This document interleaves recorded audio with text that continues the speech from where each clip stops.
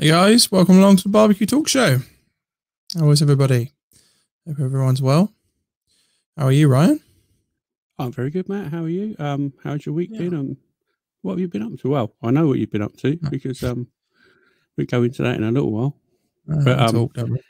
Yeah, it was a good week. Busy week. Well, I say busy. You know, building some bits and bobs. It looks like you're doing a good job on it as well. To be honest, from the photos, you should be proud of yourself, mate. It's going to be wicked when it's done. Yeah, I hope so. Keep me dry. Be a smoking Q's HQ. That's what it's going to be. That's it. Yeah. What have you been up to, mate? Anything much? Not really. I watched. I'll tell you what. That's on the tip of my tongue. There's a barbecue series just started on Netflix. I've watched two of them so far. One was about Chef's Table Barbecue. That's the one. I've watched a couple of them. One was about Snow's Barbecue, and the other one was about Tootsie. Yeah. Have you watched it as well? Yeah. Oh, mate, I binged them all. I've still got two to go. And the Australian guy took it to another level. But I'll be honest, out of the two of them so far, I was my favourite.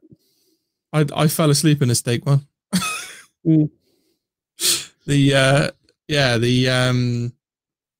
I forgot his name. The American chap that does his cooks whole hogs. Oh man, it's fantastic cooking. If you guys haven't already watched the series, it's out on Netflix. Just released the Chef's Table barbecue version. Go and check that out. That's four episodes of that. It's really good. Little bit before we start, our website is up and running, barbecuetalks.com. Go give it a check it out. Have a little look. You'll find all the previous shows on there, all the links to the old shows and other bits and bobs. There'll be more bits added to it as we go along. Go and check it out. We're also now as a podcast form as well on all the podcast platforms. So if you miss us live, you can always catch us up on your podcasts in your own time. As you can see, this week we're back to normal. It's Ryan and myself. Back into the swing of things now after being on holiday, isn't it, mate? Yeah, it's all back with a bump now. But you know, life is life, so it's all cool. It's all good. Absolutely. But some of you already know that myself, Ryan, and Tom from Barbecue Life UK did a little bit of collaboration this over the past month with some rubs from the Rusty Barbecue Co. I see Russ is in the chat already. Hi, Russ. How you doing, mate? Oh, yeah. So the idea was that Russell provided us with some rubs to produce a video on YouTube, just showing some, some of his rubs and what we can create when we think about it, I guess. I took my YouTube virginity this with the challenge. I think is what I needed, the kick out of the arse to get me to finally release a video onto YouTube. So much so that there's a second one on its way now. It's all done, edited up, and it's pending, waiting to be released into the world. But yeah, I mean, the links for the videos are in the descriptions, guys. So if you want to go and check those out, have a little look. And then we had Russ give us some feedback and also pick the winner of the challenge. More bragging rights, isn't it? Just so yeah, you could say bragging rights. Yeah. Who takes the crown? So let's give the guys Russell's feedback. Okay, so I'm going to start off with you, Matt. Obviously, first of all, from my point of view, congratulations. It was an exceptional first video. The editing was nice. It looked really cool. Everything was spot on. Cheers, Matt said a whole family cook for a spatchcock chicken, family favorite. In his house, he loves it. It's a weekly cook. Excellently prepared and looked amazing. And he said exactly the same. Great first video. So he said, in Russ's words, take a bow. So take a bow. Also, big thumbs up from me. Tom said he loved it as well. So yeah, you done good, mate. It took you a while to pull your YouTube boots on, but well done. Well, yeah. So his feedback for Ryan was B-Shin's massively underrated. You love the mellow tune behind your vid, and you deserve an extra credit for not getting stung by those shitload of wasps. I don't know where they came from. It was literally they just descended on me. That would have been enough to make me abandon ship. As soon as that little swarm of things were there, nah, not a chance. Sorry, I'm not filming today. I'm gonna get stung. So no, gave up. I would have given up straight away. So fair play, buddy. Feedback for Tom. His video is always good. Great video. Amazing creation of the JD glaze. And he definitely needs to give that a go.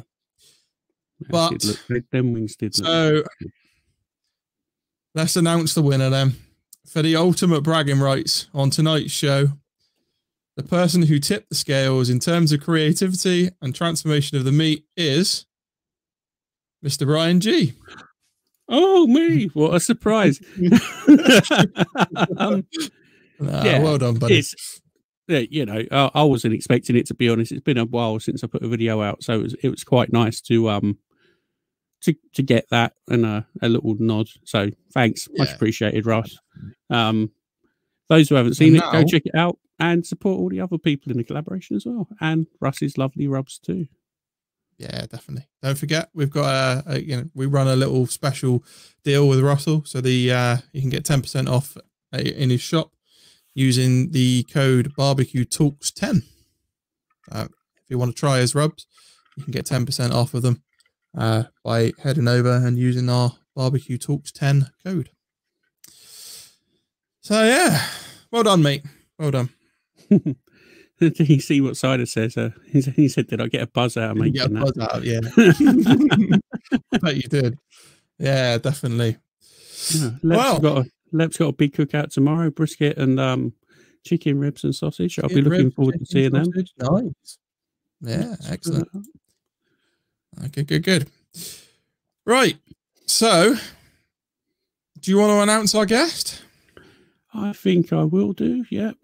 Today we have Kenneth Cunningham from What's New Barbecue and also North Texas BBQ Addicts. He's got a massive Facebook presence and he's a really nice guy, really into the barbecue community feel of things. So without ado, let's get him on and have a chat. So when you're ready, up you come. Hi, mate. How you doing? Yo, what's up, guys? What's going on? Kenneth, all good, all good. We got good sound and everything good. Yeah, it's much better than it was in the green room. So hopefully it stays okay. Fingers crossed. I know we were having a few issues. Cool. Yeah, no, we can hear you now. Appreciate y'all having me on. No, it's good to have you here. It's good to have you here. Like we had a nice little chat yesterday, so I think it's going to be a good time and a nice chat. So let's start the questions, shall we? All right. So first things first. What are you drinking?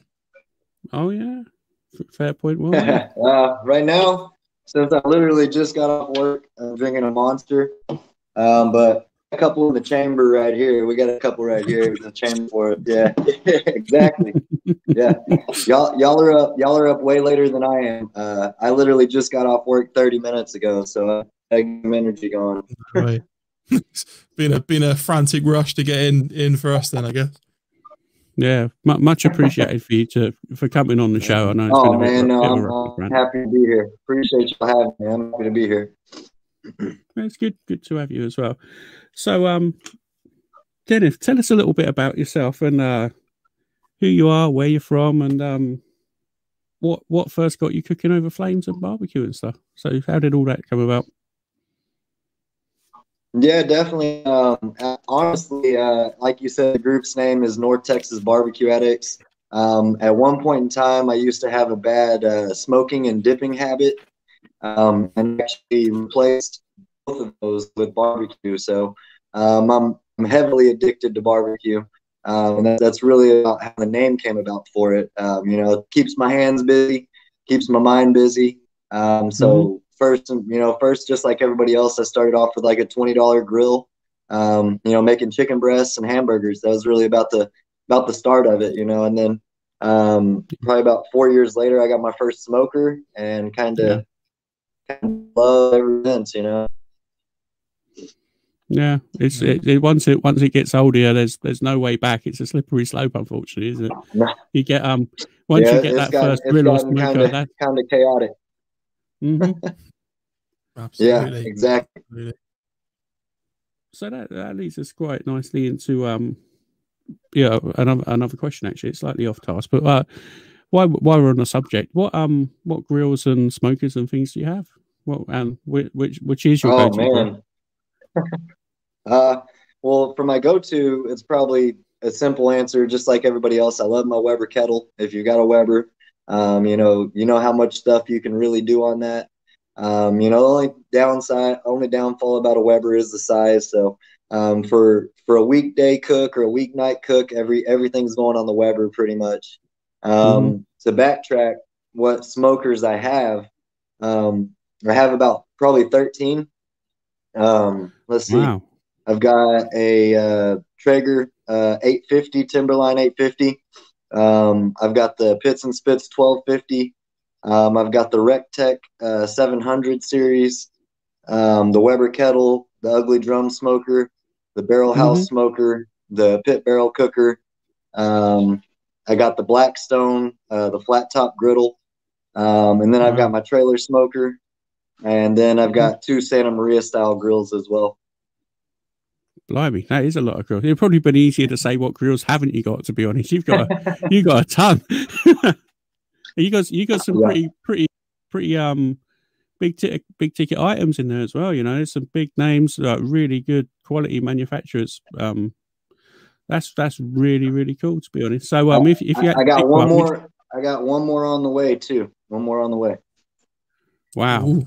I think I've got 4, and my missus says that's too many. So hey, well, you just got to get sneaky with it. You gotta place them in different areas. You know, like you gotta let some friends borrow them. You know, you gotta get some free storage. You know, just keep it at your friend's garage. You know.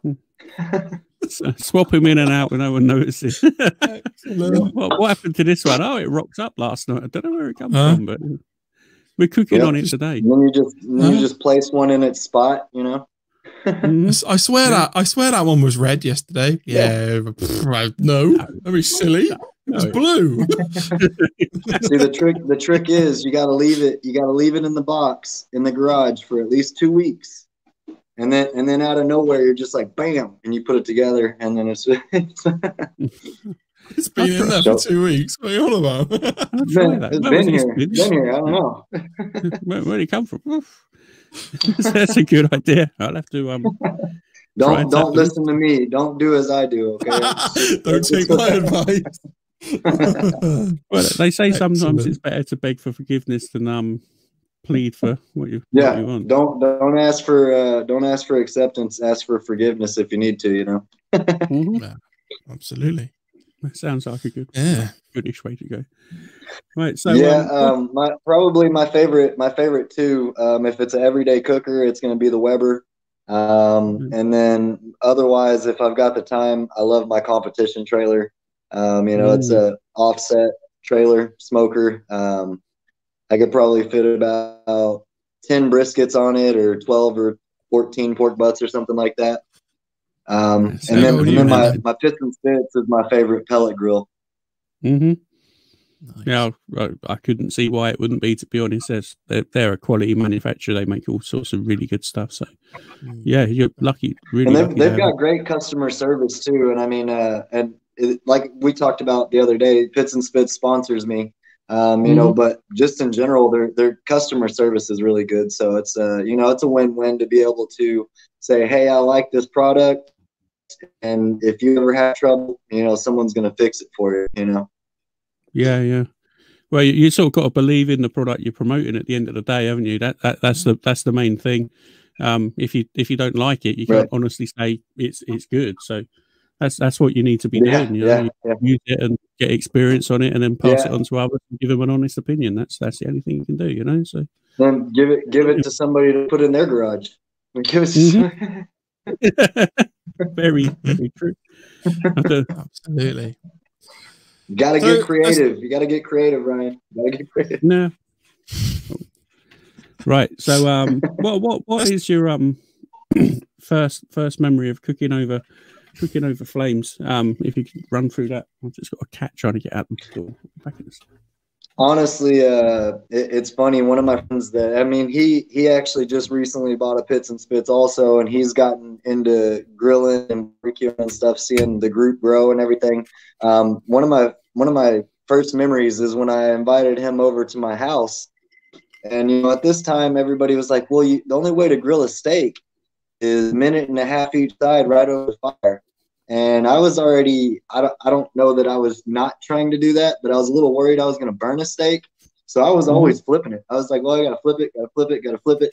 And, my buddy was sitting there and he was like, man, you flipped that like 12 times too many times. And I was like, okay, we'll see. And then when he tried it, he was like, that was one of the best steaks like I've ever had. And so, that's probably one of the first memories going back, besides just, like I said earlier, making hamburgers or something.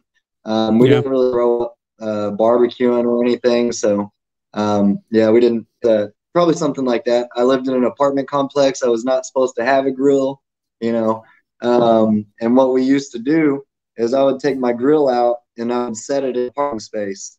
And I'd say, hey, this is where we're going to be for the day. It's not on my porch, it's not on my porch. So I can have a grill out here, Yeah. I used to do this. Always a way around things. Well, I used to live in a flat at home. Well, in the old place, and I used to have a barbecue on the balcony. My neighbours absolutely hated me, but I was like, we don't got anything. You don't have any time for that negativity, like Brian. It was just no time for that negativity in your life, brother. No, it was just literally, I'm going to have a barbecue now. Sorry. It was a gas one, so it wasn't that bad, but it wasn't like I was firing up like a charcoal thing. But at the end of the day, you got to have a barbecue after work and eat your stuff. So, yeah. I got the on duty security guard came over one time and he was like, "Hey, you can't have that on the porch like that." And I said, "Okay, I'll turn it off when I'm done."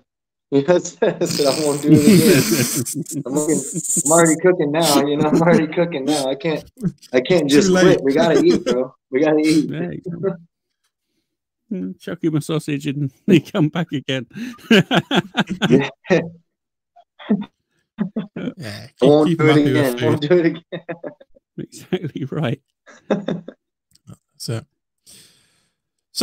let's talk about your Facebook group. You've recently gone past 64K members on the North Texas BBQ Addicts Group. I mean, that deserves a round of applause, I reckon. Yeah, definitely. They're big numbers. Well done, dude. You should be. I appreciate that. Yeah. Appreciate very, that. Very proud of yourself and all your group members as well. That's really, really cool. Absolutely. I mean, when did you start the group? And well, tell us about the group and when you started it. I started it in 2016, and the only reason I know this is it fell on Father's Day recently. June 16th, 2016 was the date I started it, so about a little over 4 years ago now. And I started it with about 75 people that I just always saw post barbecue. Like, what? Barbecue. I was in a couple other groups where, like, I just didn't know anybody. And, I just wanted to have a space where I knew some people that enjoyed what I did and enjoyed what they did. So that group, like I said, about 70 people that I absolutely knew. And, on the first year, we might have got about 500 people or something. But it's just blown up from there, honestly. I've gotten lucky enough to, with YouTube and things like y'all letting me be on here. Extending my presence in places where I would never have any right to be in the first place, besides y'all letting me on here, or doing collaborations with YouTube channels where people found out about me that way. So just word of mouth is the best way you can do it, honestly. And in the last 10 days we've grown 3,200 members, so it's really blowing up. That's impressive. amazing. That's massive numbers. Big numbers, isn't it? Yeah, and this number might blow you away also. We also declined 1,100. Really? Wow. I don't think we've declined one person yet. and we're still scratching like the just over the 100 mark. So wow. It'll happen. You just gotta keep chipping away. Honestly, we've just got some different standards than other groups. You know, we do want bigger group member numbers, but that's not the end all be all. It's all about the people that are in there. So you know, we don't approve everybody that comes through. If they don't have a profile picture or if they don't say where they're from, then they don't get approved. So no, that's fair. So, I mean, people tend to take advantage of the bigger groups and try to get in and sell stuff. You can get spammed and do questionable stuff. And all that. Yeah, exactly. So we did have one situation where one of our admins, his Facebook got hacked, and whoever hacked his Facebook came in and started deleting all the admins in the group. Wow. So I don't know what that was about, but I had to go back and add everybody back, you know. No way. It's pretty weird when stuff like that happens, isn't it? You know. Yeah. Well, I don't make any sense. I mean, what I've heard, I've researched into it a little bit. People like to go into a group and overthrow it, and then use it for sales of whatever it is that they're really trying to sell. You know.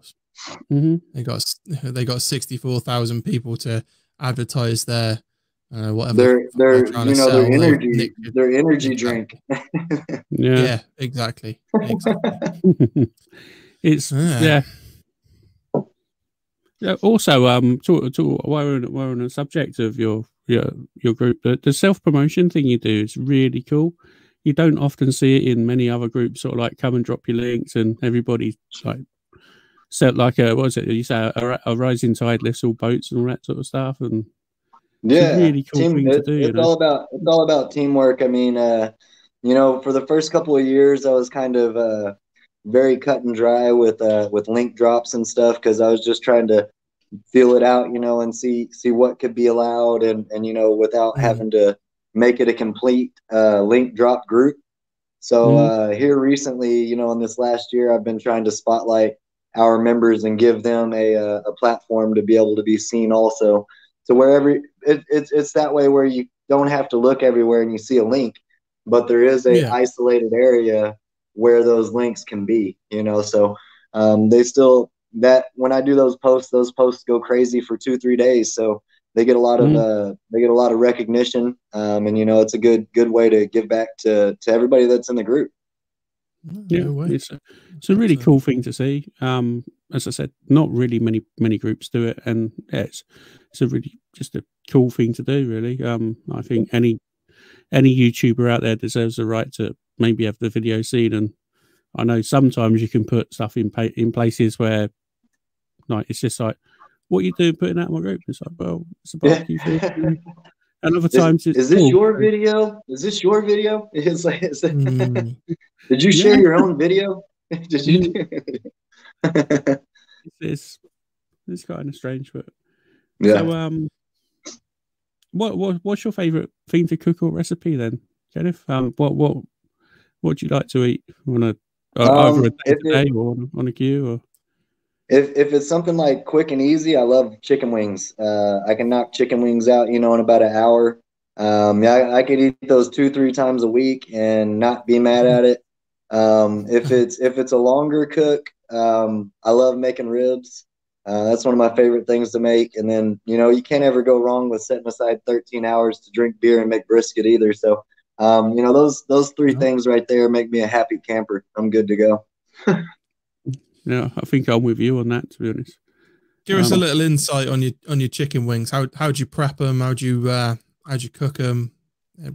Glaze them with anything? No, it depends if I'm feeling fancy, Matt. You know, it just depends if I'm feeling fancy or not. You know, if I want to, I've done a few different things. I like to marinate a lot of stuff in golden Italian dressing.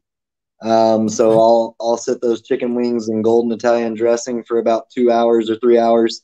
And then I'll take them out of a bag and put whatever rub I'm going to use on them. You know, something fairly simple. And I like the grill to be around 300 degrees. And I prefer to make wings on my Weber. So I'll do indirect for 20 minutes, flip them, go 20 more minutes. At that time, I'll choose if I'm going to put sauce on them or not. And then I'll move them a little bit closer to the fire so they can crisp up. Usually takes about an hour or so. That's one of my favorite things. I mean, I come home at 6 o'clock, have wings and, you know, in an hour. Fair enough. Yeah, bang them out in an hour. Very good. So there we go. Which speaking of wings, me and my barbecue brother Paul Pan Fry Stewart, we got first place in wings in our one and only competition that we won in wings too. So I don't know if the judges were just hungry or if those wings were all right. You know, I don't know. First place is first place. You take it where you can, mate. That's like absolutely. I may or may not have bought those judges some beer. I don't know. Mm-hmm. No, fair play, man. Right, so so you're running a barbecue competition for a charity at the moment, aren't you? Well, not the moment. You've been running it for a couple of years. Tough Like Jack, I think, is the name of the charity, right, isn't it? Do you want to tell us a little bit about it? Yeah, definitely. Actually, last night, right after I did the little audio check and everything with Ryan, I met with Tough Like Jack, the foundation, and this will be the 5th competition that we put on, and it's 100% proceeds to DIPG children's cancer, which DIPG is brainstem cancer, and you know I didn't know a whole lot about it in the beginning, but you know I personally know this family. And they've told me a lot about the situation, how it went, and everything. Unfortunately, you know, at this point, Jack's passed away. But you know, just to be able to do what we do, I mean, I'm gonna barbecue regardless, and for us to be able to raise money for something that's bigger than anything that we could ever do, you know, it's just really cool to be able to do that. We started probably with 8 teams our first year. And this year we're expecting about 30 or 35 teams. Wow. And you know, all the food cooked gets sold for proceeds. Anything that's not turned in gets sold for proceeds. And it's 100% to Tough Like Jack Foundation. That's really great. For anybody that's watching that wants to find out about it, toughlikejack.com. Absolutely. Head on over. It's certainly, if you're not aware of the brainstem cancer that you're talking about, it's definitely a good read. It opens your eyes a little bit as well. I mean, when I first moved, I'm sure y'all probably heard of Dallas, Texas. I used to live in Dallas, and I moved back to my hometown, which is Princeton, Texas. And I got asked to coach a basketball team, and actually Jack's brother, Nolan is his name, was on my basketball team that I was coaching. So that's how I kind of came about figuring out what was going on and stuff like that. Yeah. Okay. Yeah. I mean, it's great work, dude. To go out and 5 years on the road, like raising money for it. Awesome work. Yeah, credit to you, man. Yeah, I mean, you know, there's certain things that you just got to do, you know, and that's one of them. That's something if it's up to me, that's something that'll go on and forever. So, yeah, it's amazing. Really, really cool work. Long may it continue. You know, it's very cool of you to do that. You know, and heartfelt condolences out to the family. It's probably it must be still awful now, even though it was a while ago. But if I can, I'd like to also give plenty of props to all of our barbecue community members also, because I'm just one person, and a lot of people make it happen besides just me. So I've got my barbecue teammate Justin Belter for our competition team. He's been putting it on with me since day one, and all those members that I mentioned that were there at the very beginning. they've been coming to it ever since day one too. So, and the more members we get, you know, just the positive vibes that everybody throws out there towards it. You know, it doesn't happen without that. So I got to give props to them too. Yeah. Well, fair play to, like, credit to them guys as well. You know, just goes to show how close knit and how kind and giving the barbecue community can actually be, or is, should I say, Right. in a proper way. So just sort of just moving away from that subject. Now we've touched on it. We'll get some, maybe put a link into the from this thing to the site in the show notes or something on YouTube, etc. Definitely. We get all that hooked up. Yeah, and 100%. I appreciate that. yeah. Well, if we can, if even one person sees it who can help, you know, that's a good thing. In my opinion, One of the really cool cool things. One of the really cool things that's happened, I think it was last year or the year before, we raised about $3,300 to go towards it. And the town over from us, it's called Farmersville. They actually had a girl that was suffering from DIPG, and you know, unfortunately didn't make it either. But they were able to build a statue and memorial for her, you know, out of that money. So, you know, it's just another way for people to walk by and figure out what's going on, you know. So it's really cool to see that happening. Yeah, 100%, 100%. So let's move on from there then. Your YouTube channel, what's New Barbecue? How did you get into that? What got you started? What made you start? Well, what made you decide to start making content on YouTube? Well, there came a point on Facebook where I was doing the group, you know, and I kind of felt like there was a plateau of how I could extend the platform for people to see.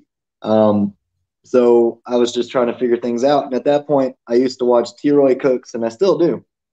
I used to watch T-Roy Cooks religiously. And, you know, I used to, all of his questions and answers that he used to do on Wednesdays, live chats and stuff. And one time I put a comment in there, and like a day later, he wrote me back. And I was like, hold on, this guy's real. You know, I'm like, this guy's real. He's like, he's actually reading my comments, you know? So, you know, that kind of sparked a fire to be like, well, okay, you know, I'm already posting pictures, already posting videos here and there of my barbecuing. And then Baby Back Maniac was on his channel one time. And you know, I started following him, and then Aim 'em and Claim 'em Smokers, I started following him. Those were the first 3 YouTubers that I watched. So shout out to those people. But you know, and then I actually reached out to Baby Back Maniac, and because he lives about 45 minutes away from me. I reached out to him, and I didn't personally know him, but I had been commenting on his videos, and I asked if he would be interested in being a judge at Tough Like Jack. So you know, at that point I had already made a couple of videos on YouTube and stuff.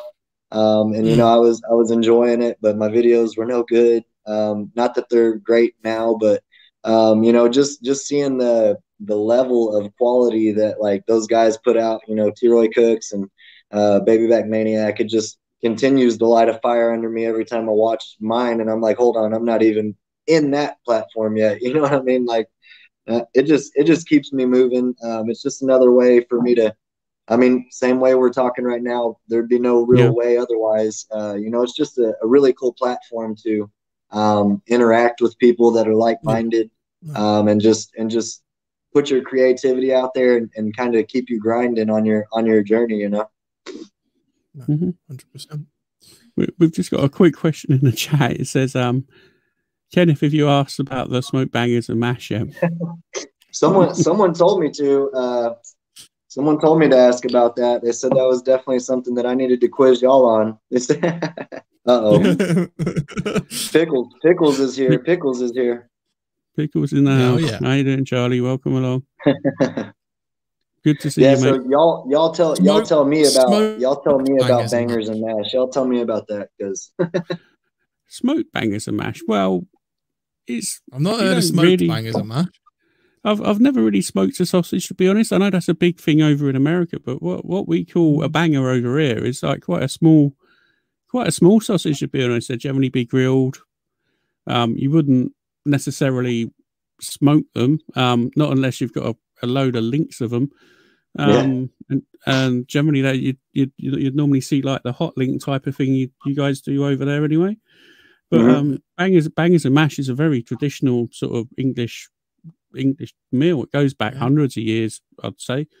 Sausages, mashed potato, onion gravy, and that's it. You can sign me up for that any day. I mean, those two things right there are close right here to me. Like I love. I mean, if I'm barbecuing, maybe not the mashed potatoes, but it's gonna be hot links or brats or something like that. Yeah, your traditional English banger is generally just a pork. Well, it's a pork or beef sausage, isn't it? Sometimes you might get a little bit of like your Lincolnshire sausages or your Cumberland sausages, which are like, have you seen those? They're big sort of curly sausages. Yeah, that's a Cumberland. Obviously they come from Cumberlandshire, which is up north. But yeah, your general English banger, you're looking at pork or beef, and well, it sounds like something I need to make real quick, because I like both of those. So I'm in. I've made plenty of brats, but never with mashed potatoes. But I love mashed potatoes. Give it a go. It's a staple diet of England. Anywhere you go, bangers and mash, gravy going. So is it just like your regular like brown potato, or can you use like red potatoes to make mashed potatoes with it, or how does that go? I think traditionally it's a Maris Piper, isn't it, or King Edward? They tend to use white potatoes, don't we, for mash? So like a Maris Piper or a King Edwards potato. They're like a fluffy one. Yeah. Only reason I ask is because the best recipe, and you got to say this, but the best mashed potato recipe is from my mom, if you ask me. So she uses red potatoes and leaves a little bit of skin in there, and then she gets a Hidden Valley Ranch dressing, Hidden Valley Ranch seasoning packet, and sprinkles that in there as well. So it's like a red ranch mashed potato, and I think that would go bomb with some brats right there. Yeah. That sounds nice to me. With one of these cold beer. Yeah. Cheers. So yeah, I'd have that all day long. Any mashed potato, sausage, I'm all over that. Yeah, I'm a fan of. We don't do it very often, the mash, but for Christmas dinners we do like a really posh version of it, which is like your Maris Pipers mash, cream. So we put some cream in it. Gotta get some richness going. Oh man, that's the best mash I've ever had. Yeah, it's just like you said, heavy. If I ate mashed potatoes every time I wanted to, I'd probably be about 40 pounds heavier. But every time that I get mashed potatoes put in front of me, they disappear. I'll say that. Yeah, no, definitely. Here's another slightly off the track. Have you heard of Toad in the Hole over there? This is a bit of a bonus for you guys in America. Toad in the Hole. Right, do you know what a Yorkshire pudding is? I've heard of Yorkshire pudding. Right, so it's basically a pancake batter. It's the same mix for a pancake batter. So eggs, flour, milk, and salt. I think it's like 2 eggs. So it's generally like 2 eggs, 2 parts flour, 2 parts milk. Whisk it all up. Add the salt. Let it sit for a little while. So then put it in the fridge for a couple of hours. Get you can do it on a barbecue. Oh, Chef Johnny's in. Hi, Chef. You can do it on a barbecue. You can do it any heat source, really. Get it as hot as you can, right? As hot as you can. So if you're doing it on a barbecue, put it in cast iron. So put the sausages in, let them cook for 10 minutes. Get this batter that you've just made up, tip it in with the sausages, yeah? So what's going to happen is there we go. There's a picture of that. See, Matt's doing the business. Ooh. So you're getting the batter there. That's all risen up around the sausages, and it's good. It's really good. That looks awesome right there. I would be all over that. I would just have to put some hot sauce all over it. Like that looks like it needs a little bit of hot sauce on it. No. No hot sauce. No, you gotta have it like that. gravy, onion Oh, gravy okay. again. If there's gravy, More mashed, we'll go that route. Yeah, gravy. Yeah, more mashed potato. Is it a brown gravy? Yeah. Yeah. Yeah, it's got like meat drippings or something like that. I haven't had that, but my grandma, when we were growing up, she used to make they were called potato pancakes. And we always used to have them with like pork chops and stuff, and we would put brown gravy over them, and it's similar, but they just weren't cooked inside of it, you know. Mm-hmm. Okay. That's another regular appearance on my eatery when I'm at home. So. Yeah. What's up, Chef? How you doing, brother? Toad in the crock pot hole. Toast with an egg in the middle. I've not heard of that one. You guys? Toad in the crock pot hole. Pickles is up to it again. No, I've never heard of that. It sounds good though. He might be just making things up now. I don't know. He just no stuff out of nowhere. That sounds good to me. What equipment are you using to make your YouTube videos? Honestly, just my phone and a few tripods, to be honest. That's something that I need to get better at, get lighting and, microphones and stuff like that. But I've got a Note 9, and I use my Note 9. And as far as editing, I use what's called Power Director. And it lets me, upload straight from my phone and do all the editing pretty easily. And I've been using that pretty much since I started the YouTube stuff. I tell you, for a mobile app, the Power Director app it's a pretty powerful little program. You can do quite a lot of stuff with that. I've got that on my phone. And I don't know if y'all realize this, but if you pay for the membership for the year, you get Power Director tutorials. So they'll send you little hints and tips on how to edit your stuff a little bit better.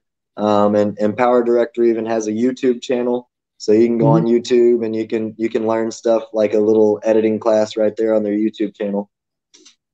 I'll have to go and check that out then. Have you ever explored an Instagram TV as you're doing a lot of stuff on mobile as well? Or here recently I've started trying to upload. Instagram's a little funny. Sometimes it says my videos are too long, and sometimes it doesn't have any problems. So I try and put everything on anything that I can get my videos out on. So I've put a few Instagram TV videos up, and I literally just upload my YouTube video there, and I give someone else the opportunity that maybe they don't care about YouTube, but they can still see my videos if they're following, and that way they can see, oh, he does more than just post pictures of food. He makes videos too, because that's kind of the downfall on Instagram is you can't really post too long of a video. So it's like it kind of limits you, No, definitely. But yeah, I've been trying every video I do. I try to put it on IGTV because I know there's people out there that's all they do is Instagram. So again, anything that I can do to connect with somebody out there that likes to barbecue. Maybe YouTube's not for them. Maybe Facebook's not for them. Instagram, I post it on everything that I can. Okay. Good. Got a question from the chat. What are some non-traditional foods that you've thrown down on the smoker? Well, Chef Johnny's still in the chat. Last time I saw Chef, we threw down on Harry Sue was there. We made smoked rabbit, and not only did we smoke it and eat it that way, whatever was left on the bones and everything, Harry Sue, being a perfectionist, he made a pot of vegetable stock and threw garlic and onions and carrots and some potatoes and just threw that what was left over of the rabbit in there and just let it simmer. And all that meat that we couldn't get off just kind of fell into the stew. So we made a Harry Sue, Chef Johnny, and all of us T-Roy cooks, Aim 'em and Claim 'em smokers, Dogfather. We all made some stew out of it. So it was pretty. I was surprised. I really liked it. It was really good. That sounds. I'm very. Yeah, it sounds delicious. But I'm surprised you smoked a rabbit. Rabbit's a really lean meat. I wouldn't have thought it'd lend itself to Yeah, I definitely liked it better in the stew than just by itself. But you know, if you prep it right, there's a guy on North Texas BBQ Addicts also. His name's Xavion. He actually just smoked a rabbit probably 3 weekends ago when we all got together, and it kind of, I mean, it sounds stupid, but it just tastes like chicken. I mean, it's just gonna taste like chicken, you know, smoked chicken. Yeah. But you gotta baste it. You gotta continuously baste those things because there's not a lot of fat in there, like you said. So definitely one of those things that you're trying to make the most out of. Yeah. I'd love to try rabbit. My missus would never eat it, so it's pointless cooking it. You know, it's like it's small enough just for you to eat, though, mate. What, a whole rabbit? It's like as long as you don't get a big rabbit. Yeah, you don't want to get a rabbit on steroids or anything. Just go out in the front yard. Catch one. Chef Johnny will tell you how. He'll tell you how to do it. To be honest, if I knew how to process it, like taking the innards out and getting the skin off, and all of that sort of thing. Unfortunately, it's remarkably easy to gut a rabbit. Yeah, I think the hardest part is to like get the spine out of it. You know, just like get those little, because they're little bitty bones. So like just to get those little side bones out, that's probably the hardest part of it. I can.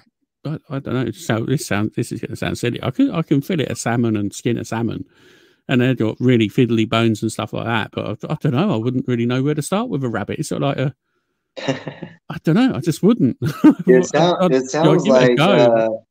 sounds like you've got a task on your hands there, Ryan. You need to make you a wascally wabbit. What's that? My missus, Deb wouldn't let it in the house. Take yourself. That's your challenge for this weekend. Take a trip to Pets at Home. Get yourself a rabbit. I'll pop a couple of doors down, see if any of the kids down there got any in a hutch. Nice. The rabbit. Hey, bugs. Got ya. Yeah.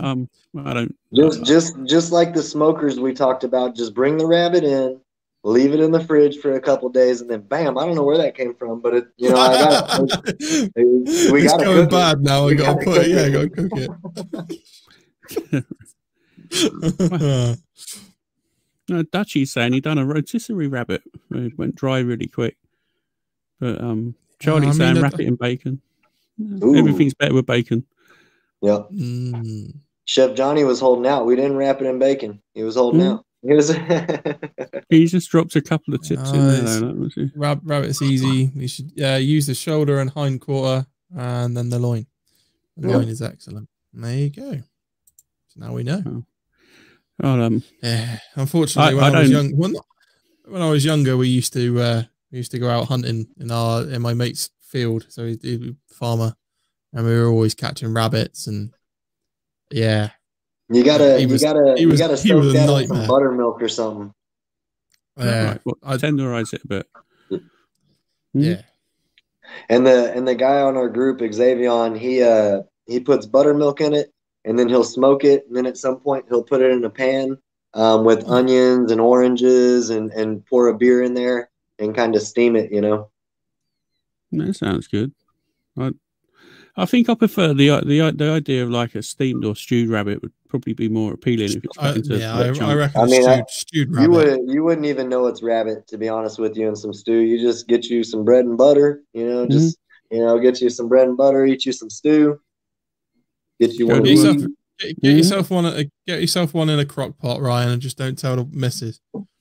Just toss it in, put the lid on, and be like, voila. Surprise. It's not a rabbit. Just what you guys. It's not a rabbit. I promise. He's like a long-eared chicken. Yeah. Just say it was on sale. Good idea. Right, we need to get back on ask a little bit. We've gone off the rails slightly. Let's leave the poor rabbits alone now. Well, this actually quite leads on very well to it, in fact. We're gonna swap it around a bit. I was going to say, what's your most exotic meat you've ever cooked and eaten? So off the back of the rabbits. So what would that be? We've sort of like switched it around a little bit. We've jumped honestly, one of the coolest things I've ever cooked and eaten. It's not very exotic or anything, but it was a 32-pound bone-in brisket. So that was pretty awesome. You know, I was over at my buddy Adam's house. He's also in the group. And we actually all pitched in to pay for this brisket. And just kind of all of us enjoyed it, and everybody brought a side. And you know, I'll probably never ever get to make something like that again. But you know, something like that's something you're not going to forget for sure. Must have been a real showstopper. It must have been. How big was your smoky? Big old unit, that. It's a big dog. That's what I call my smoker, big dog. So how did you cook it? What did you use to cook it with? Trailer smoker, competition trailer smoker. And honestly, there was still room. You know, there was still room on it. We're at Adam's house that particular weekend, and he's got a refrigerator style smoker, like a cabinet smoker.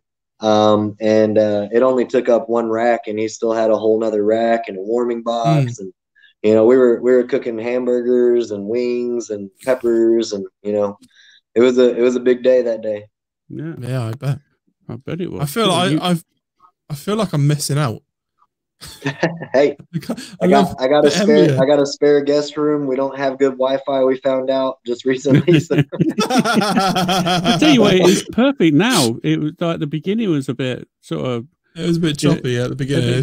But now it's clear as now. Well, I'm not using Wi-Fi anymore. I said forget that. That'll be why then. Yeah, it's really good now. So back to the YouTube stuff. What's the biggest video or the most viewed video you've got on your channel? Man, I think the biggest one I have is how to make pork butt on a Traeger. I think it's I'd be guessing, but I think it might have about 60,000 views or something.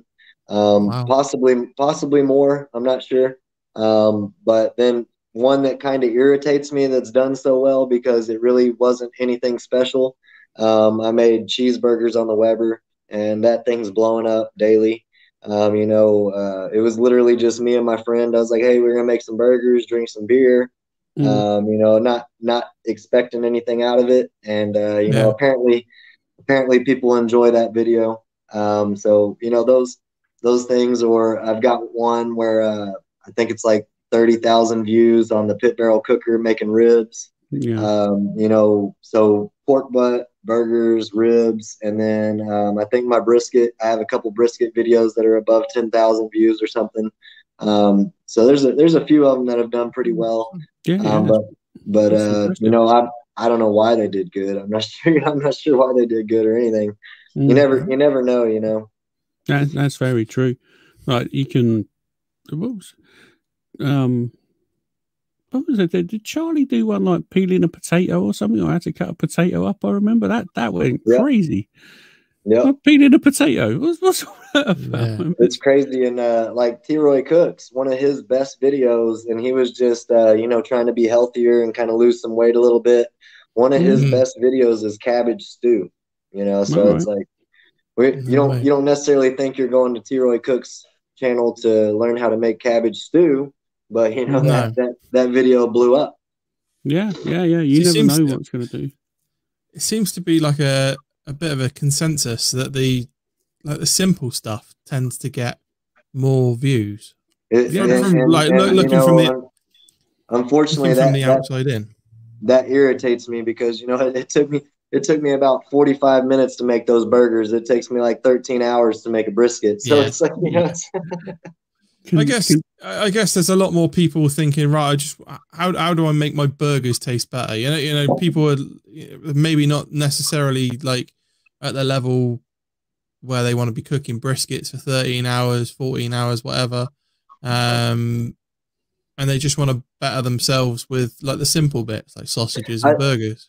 I think, and you know, there's no wrong or right. You know, this is a hot topic for cooking in general. But you know, I think most people that consider themselves like a backyard barbecuer, they make burgers a lot. They make they make chicken wings. You know, they might venture out to make ribs. You know, because it doesn't take forever. But you know, a lot of people, at least what I've seen for videos that do well for me, are ones that have, you know, the word grill in them instead of like necessarily barbecue. You know, like a lot of my grilling videos do a lot better than my barbecue videos. And you know, it's just kind of like you said. I think more people relate to those quick weekday night meals where, hey, I can get on this grill and make some dinner tonight and not stay up 14 hours. You know. Yeah, exactly. What's the fun in that, though? Absolutely. You can only drink like 1 or 2 beers in that time, Ryan. Exactly right. Unless you're power drinking. if you can do any more than then you're gonna burn some stuff. Yeah, it's doing well if you do more than 3 in that sort of time frame. Then you won't care how well the burgers are done anyway. So it's just be like, I'm gonna go to bed. I've done that before. What's been your favorite video to create? My favorite video if it was just me recording it and it was just all my footage and everything, my favorite video recently was a Texas style how to cater a barbecue wedding, how to cater a Texas style barbecue wedding. And I got asked by one of my best friends if I would cater barbecue for their Texas wedding. It was outside and it had like 40 acres all over the place, just in the middle of nowhere. And that was probably one of my favorite videos to make because it not only captured a lot of good food, but it's a badass memory for them and for me to be able to be a part of it. You know, it just captured a lot of that daily activity leading up to getting married, leading up to, you know, getting your food ready for this catering. And that was probably one of my favorite ones I've done. Outside of that, it's anytime I get together with T-Roy, Chef Johnny, Baby Back Maniac, Aim 'em and Claim 'em Smokers, getting to be in person with people like that. You can't really put a video viewing on those things. Like that's just good times right there. Yeah, definitely. Yeah, that's what barbecue's all about: good times and mixing with people and enjoying what you're doing. Right. Yep. It's awesome food. It's been a bit trying lately with all of this COVID stuff. You can't. What I really enjoy is cooking for people. You know, if my brother comes around or like someone like that, if I can put out the best, well, not even sort of like barbecue that you actually eat, if you know what I mean, right? Rather than perceived as competition barbecue. But just like good eating, homely barbecue food, and you can sit there and you can eat it with someone you love. Yep. It's the best time in the world, you know. See, you got to do what I do, Ryan. If people say they like it, I claim it. If people say they don't like it, I blame somebody else. So you got to find somebody to blame. You got to find somebody to blame. Excellent. It was my 14-year-old son set up and smoked it. He brought me the wrong tongs. It was that damn dog of mine. That dog did it. You can always. He didn't clink the tongs 3 times. Yeah. Oh, the magic giving it to me.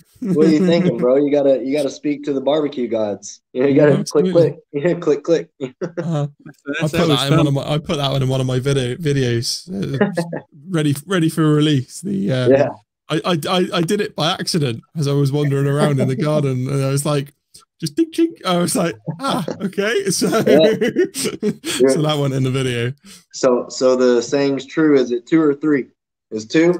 No, it's 3. Oh, okay. I was about to say I'm a 2-click. I'm a 2-click. You're a 2-clinker. I think I either do a 2 or a 3. I'm a bit of a mixture. I know. It probably depends on how far the walk to the grill is. If I got 3 clicks in my walk, I might do that. You know. Yeah.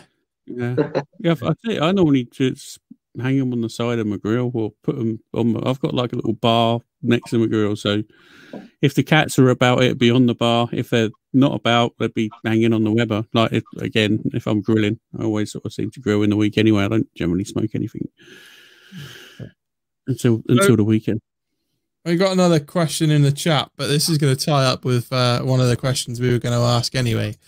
So the question is, didn't you pass out recently during a cook and ruin it? And the question that we're going to ask you is, what was your biggest blooper? Yeah, so yeah. Close. Yeah, yeah. I've definitely passed out on some cooks. Good times happen while you're cooking when you got friends over. So, the beers are flowing, and you don't realize at some point it's 1:30 or 2:30 in the morning, and you convince yourself, hey, I could take an hour nap and check on this, and that hour nap turns into a 6-hour nap. The most recent thing that I've completely forgot. Me and my barbecue buddy Paul that I mentioned earlier, Paul Pan Fry Stewart. We made a bacon wrapped pork tenderloin, and it was so close to being done. You only got to cook pork to like 145 degrees internal. It was at like 125, and Paul was like, "Well, I got to go home, man. You go ahead and keep that pork tenderloin." I'm like, "Cool." And I go inside and go smooth asleep. When smooth asleep, I never even checked on that thing again. Woke up the next morning. I'm like, I swear I was cooking something. What was it? And I go out to the Weber, and there's a dried up, burnt up bacon wrapped pork tenderloin. Oh man, yeah. Super easy to do. Sometimes I go out and clean my grill, and it's like, oh, yeah, what's that? Whoops. Like normally, like if you're grilling on a Sunday or something, you normally sort of like do the main cook, then it's like, oh, I'm going to make some snacks for work or something like that. So I put them on, have a few beers, relax a little bit, come out, clean my grill, and it's like, yeah. And as far as like a blooper goes, like for videoing and stuff, it never made it on the video. And I've never used this knife again since. I was gonna make, I forget what it was. What was it making? It was gonna be a beer butt chicken, and I had like apples, I had celery, carrots, all these things that I needed to cut up. And I had just recently gotten the what's it called? It's got the brown handle, and it's like that wide of a blade.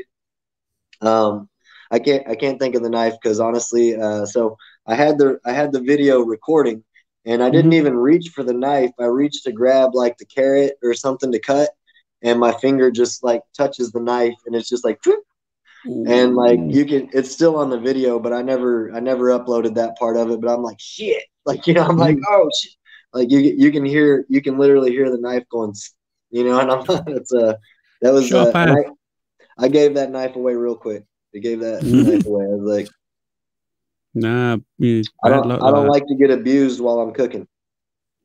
Absolutely not. Not unless you're paying good money for it. Yeah. Yeah, that's that's a different kind of abuse, man. Absolutely. And then last question. We've come to the end, I think. And it's a bit of a, it's just a completely off the cuff one. Top 3 favorite albums. Top 3 favorite albums. Man, it's gonna be tough because I don't necessarily have a favorite album. I have maybe favorite artists. Okay. This is gonna tell people what kind of music I like, and people usually trip, but I do enjoy rap. I enjoy country. I enjoy rock. I like everything but techno. So as far as rock goes, I still got to go back to. Have y'all heard of Drowning Pool? Have you heard of that at all? No. It's big. It's big here. But the lead singer was actually from my hometown. Dave Matthews. It's not the Dave Matthews Band, but his name was Dave Matthews. He was the lead singer of that, and they actually went big. So that's one of my favorite rock bands. outside of that, you know, alternative, I like Red Hot Chili Peppers. Anything that they put out, me and my wife are always trying to go to those concerts when they do those things. Yeah.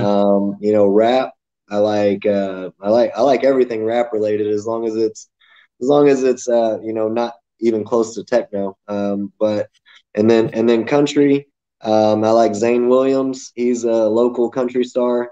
I like Waterloo Revival. They're local also. You know, so I don't know that I like an album through and through all the way. But I like several different songs from different artists. Oh, okay.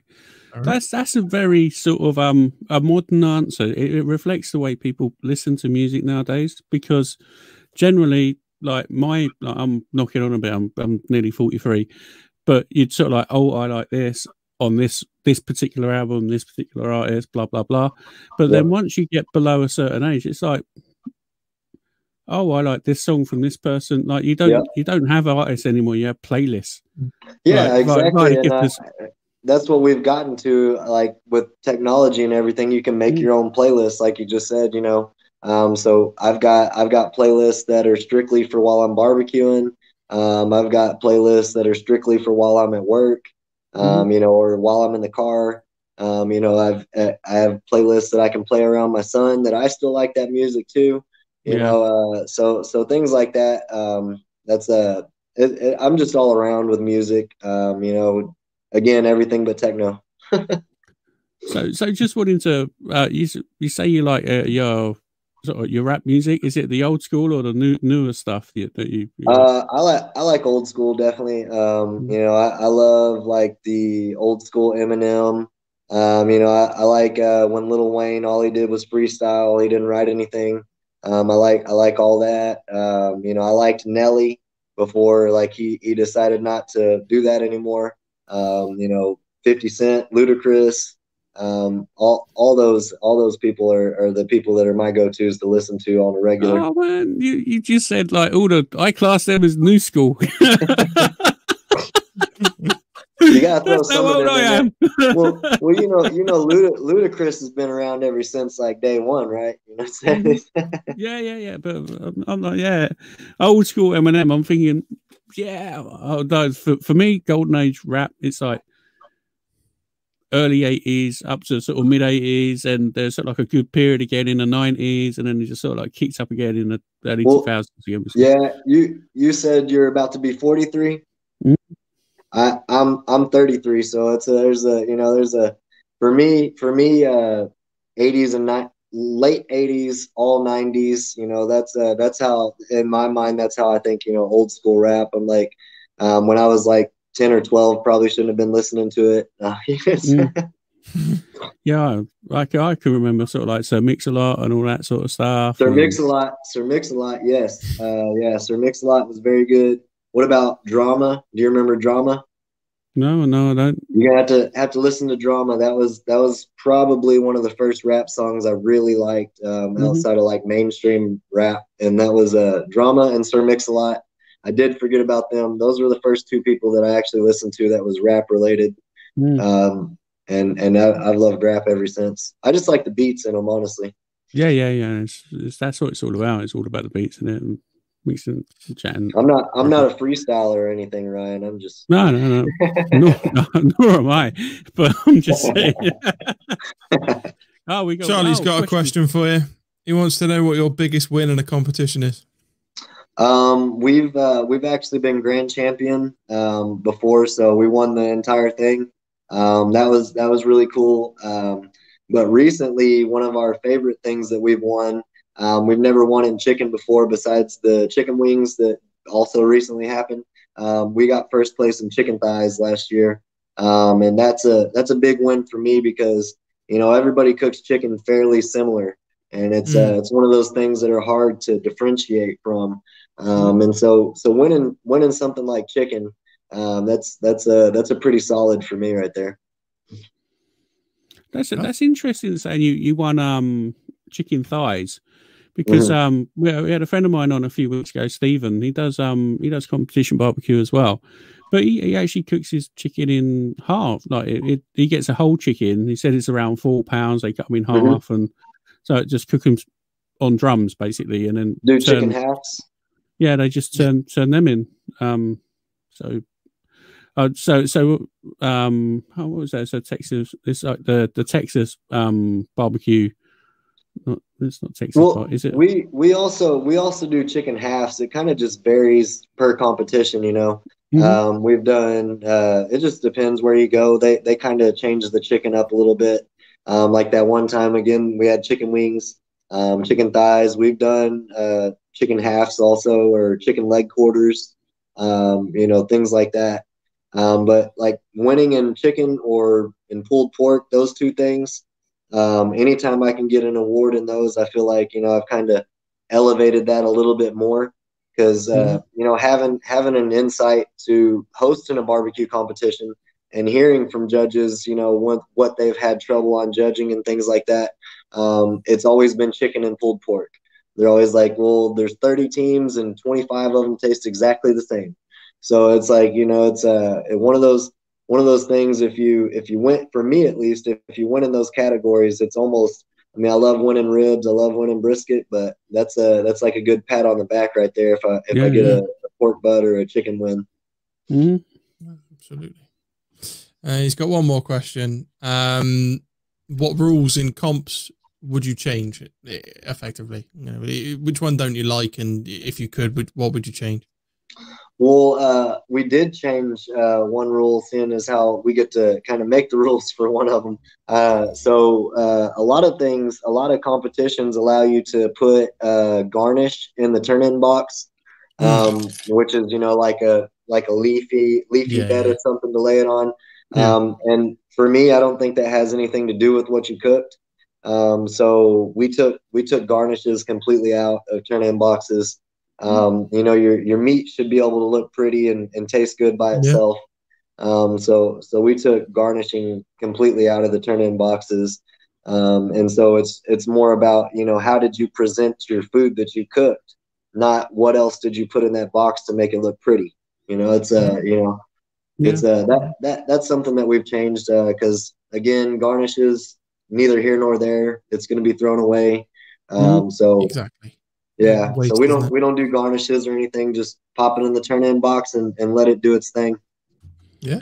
Like, are the judges allowed to handle the food? Because again, this is another Stephen thing. He said the judges just use a plastic knife and fork, don't they, on the circuit he's running at the moment? It just depends, I think. I mean, our judges are allowed to.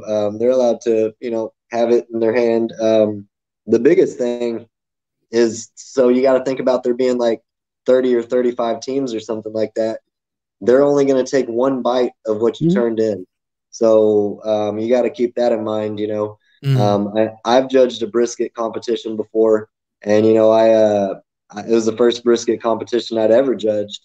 And, you know, 5 briskets in, I'm like, heck yeah, man, I'm going to eat some brisket today. You know, I'm eating like a slice from each person. And then, you know, the 7th team rolls around and I'm like, oh, man. I'm like, hold on. You know, so the biggest thing is we try to remind our judges, don't take more than one bite, you know, and that way they're giving everybody a fair shot because later on down the road, if you're full, it doesn't matter how good that brisket is. Absolutely. It doesn't matter how good that brisket is. I'm done. You know, like I'm done. I'm done. Yeah. So we try to keep it to where they take one bite is what we do. Outside of that, one of the hardest things that we came into play with last year was there was actually a 3-way tie completely.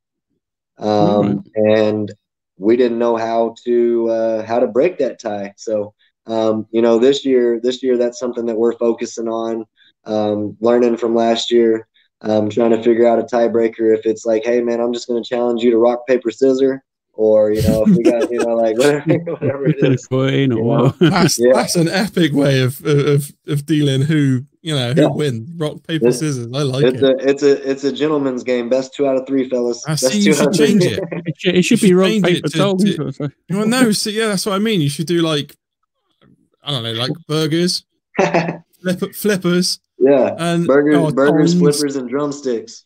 Yeah, that'll do. And you've given it a barbecue spin. Yeah, So, yeah. so just to get back onto this, touching back onto this judging thing, are you sort of like running more of a KCBS sort of standard judging type of scenario by the sounds of Yeah, things? Then, so everybody's judging on taste, appearance, and tenderness. Mhm. So what we did with that three-way tie last year, which it worked fine, but it was just something where we kind of made up spur of the moment, was we went with who scored the highest, obviously, in taste. So that is who we went with last year. But I think there's got to be a better rule in place there, and just kind of, again, maybe off the cuff. Hey man, I'm gonna challenge you best 2 out of 3. Rock paper scissors, drumstick, flippers, burgers. Do a throw down blind cook just in case, just cook this burger to bed or whatever. You got. Yeah, we'll have half a an couple hour. burgers on the side. If you can make a good burger, you get it. So come back in half an hour with something ready to go. Yep. Yeah. Just a total blind box. I don't know. Yeah. That'd be quite cool. Because I do gotta throw a little random plug out there. Chicken Thighs got first place with this guy last year. Oh wow! So bring it a bit closer to the camera. I couldn't quite see that. This is the group's barbecue. Yeah. Yep. So you got your own rub. That's really cool. Yes, sir. Very good indeed.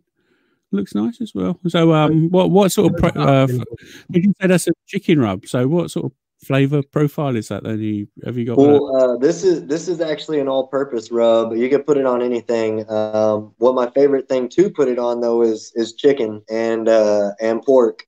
It goes great on brisket, but I add a little bit extra black pepper, and it's awesome on seafood and stuff. But it's a garlic forward seasoning. Instead of salt and pepper first, it's garlic first, and then it's pepper and then salt. It's got light brown sugar in it, a little bit of cayenne, some lemon zest, and then like they always say, a few other key ingredients. It's got a few other key ingredients in there. Of course, where the magic happens. Yeah. You got to give them a little bit, but not all of it. Oh, I did forget, it's got a lemon pepper in it also. All right, yeah, I've got some lemon pepper in my larder in the kitchen. It's good stuff. It's nice, really good. Yeah, no, I so back to one of the first questions. What was one of the first things I grilled when I was at the apartment? I was telling you all about that grill. My neighbor came over, and everything I used to put lemon pepper on everything. And so my neighbor came over, and I'm putting lemon pepper on it. I'm like, you think that's enough lemon pepper? And he's like, you can't ever have enough lemon pepper. So like every since then, I've just been like, well, lemon pepper it is. It's going. It is. It is good. It's nice. I like it on fish, and pork. Pork's good as well. Yeah, it's good on pork. It's a good universal rub in itself. Yeah, a little bit salt and lemon pepper. It rocks. It's nice, simple, clean taste. It's really nice. I enjoy that. Yep.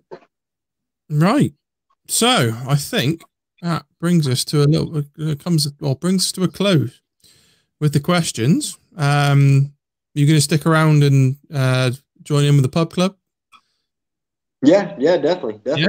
Excellent. Yep. Hey, as long as y'all aren't asleep, I'm not asleep. It's only 4:30 in the afternoon here. Well, I'm fairly game. I don't know. I'll see how long this gin lasts for. I haven't seen any of the chat comments, but I am cool with still giving away one of these bad boys if y'all want to figure Actually, we out. should do that now before we come to an end. In fact, we were going to do the same thing, maybe. Yeah, I mean, if whoever wins, if it's in the US, then the Kenneth will sort you out. If it's in the UK, then I'll sort you out. Perfect. Although my postage skills have been pretty shit. You mean you're not a postman? No, I'm not. And the fact that I've been on holiday for 2 weeks, it makes it even worse. I'm just really lazy. So if I owe you stuff already, then it will be shipped and you'll get it next week. That's what happens. I mean, right now I'm about to open. This is I just ordered a couple cases privately. But this is carried in stores here in Texas and whatnot. And with COVID and everything, everybody's been using these bottles for hand sanitizer. So I'm just now getting my hands back on some bottles to be able to put this seasoning in. So I'm excited to be able to put it back out there again. Yeah. So you're getting that. What's the word? You're getting people to blend it for you, or are you doing it yourself? Or? Yeah, this is made in a distribution factory, so a spice factory. I collaborated with a company called Young Bucks Barbecue. Y'all might have seen him on the group a couple times or not. His name's Ashton, and I really love his line of seasonings. And me and him collaborated together. I told him what flavors I wanted, and he's kind of the mad scientist behind it. And we tweaked it for about 1.5 years to get to where it is. So we're happy with it, and it's exciting. That's quite a long time to get a rub to where you want it ready to go for sale or be ready. Yeah, definitely. Yeah, I mean it goes with everything I say. I'm not in a rush to do anything. Everything's gonna come to where it's supposed to be at the right time. For especially I wanted people to get their money's worth. That's why I got an all-purpose. That was my very first rub I put out, because I want people to buy it, get their money's worth, and be able to put it on everything. So, it took a solid amount of time for me to be able to say, I literally will put this on everything. It's like, I'll put it on anything. That's really cool. To take that amount of time to sort of like bring something to market, it shows a good attention to detail. So, I'm pretty sure that must be quite, well, sort of epic on whatever you choose to use it on. It's definitely one of those things. I look at things in like milestones. This is definitely a milestone. It's not my focus. Like I always say, I'm not trying to be the guy that's just selling people stuff. But for people to enjoy it, if ever somebody was like, hey, we don't want that anymore, then I'm gonna scrap it and call it that. I'm just excited that people enjoy it mostly. So what question should we ask for the giveaway? Do you want to come up with the question, Kenneth? Let's see. What was the blooper answer for the question when they said, hey, what is one of your funniest bloopers that maybe we didn't find out about, or we did? Okay, so the first person to answer is the winner. The blooper question. Anyone get the blooper question in? Put it in the chat. Whoever comes up first wins the rub. Got it. We need like a little countdown theme going. I was just thinking. I thought Ryan could beatbox. I thought we talked about that, man. I was going to get a bit of wow going in the background. But yeah, so the chili peppers as well. I've seen the chili peppers a few times. Over in the UK, I love them. That's my wife's favorite band. So bacon wrap. Yep, there it is. Bacon wrap to a crisp. There it is. Pickles. You, sir, won yourself some smoke shake. Whoop. There you go. Well done, Charlie. I feel like Pickles is like in the Matrix. Like he's got people that gave him that answer somewhere. It's just,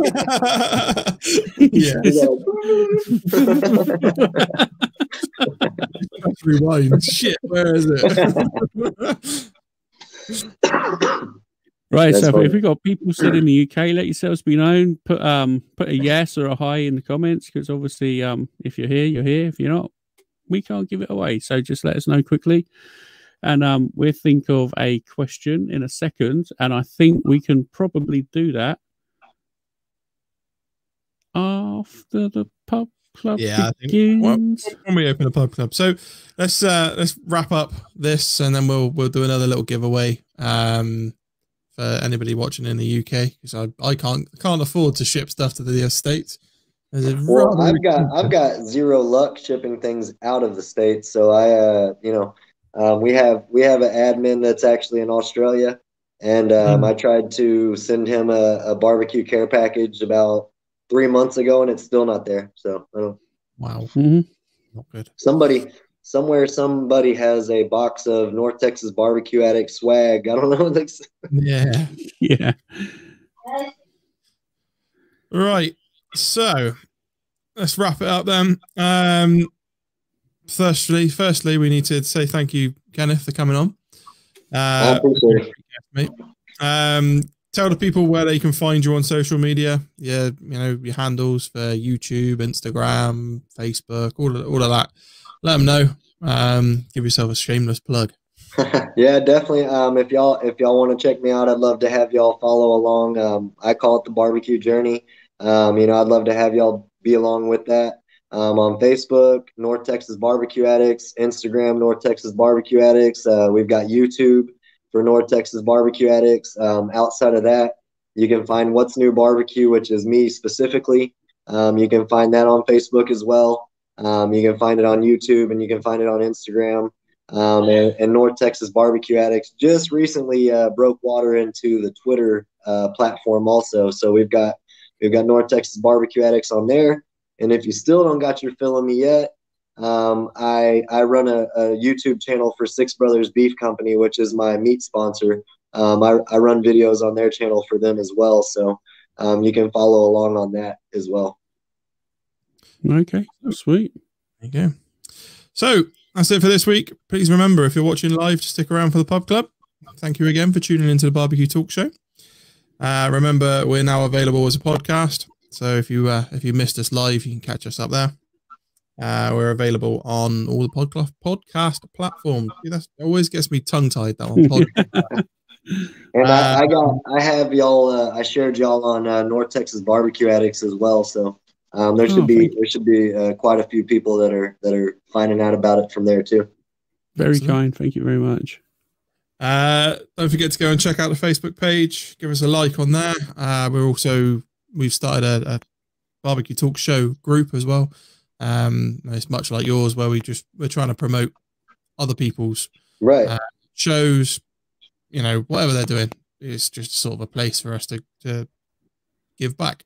It's a good. I recently just scrolling through and everything. I enjoy it. It's a good community atmosphere. A lot of groups. It just feels like people drop stuff and they never come back. So it seems like something where there's a lot of interaction already happening. So hopefully good things for y'all with that. Absolutely. Hopefully it grows. Definitely.